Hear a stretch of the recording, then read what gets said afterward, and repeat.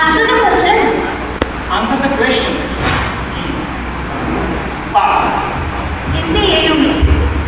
छोड़िए, your second question is, there are 8 words. Sorry, हमारे पास 8 table हैं।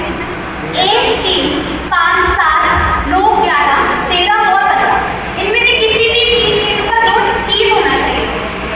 ये क्वेश्चन सिर्फ 2% लोग ही दे पाए। और उन 2% में तो आप ही आते हैं, आप ही दे दीजिए।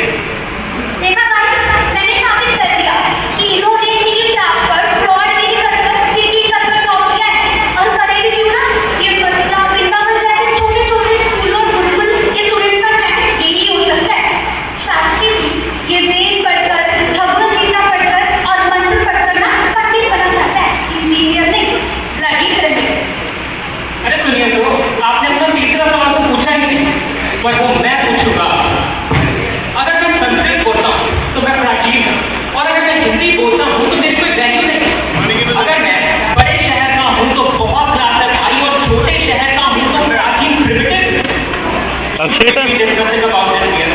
As a true student, we should be discussing about only innovations like robotica equipment for blinds, biomechanics, quantum mechanics, और इन सबके ट्रेसेस आपको वेदों में मिलेंगे। पर तुम्हारे पास फुर्सत ही कहाँ है यार, क्योंकि तुम्हें तो सिर्फ अपनी टेक्स्ट बुक्स में ही घिरे रहना है। क्योंकि ये वेद पढ़ के तो आप पंडित बनेंगे, इंजीनियर तो नहीं बन सकते।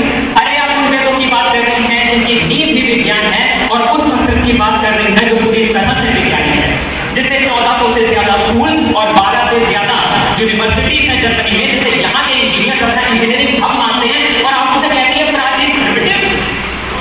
The father of atom bomb sir J Robert Oppenheimer ji ने कहा था अपनी first nuclear Trinity test site New Mexico, date थी 16 जुलाई 1945, इफ द रेडियस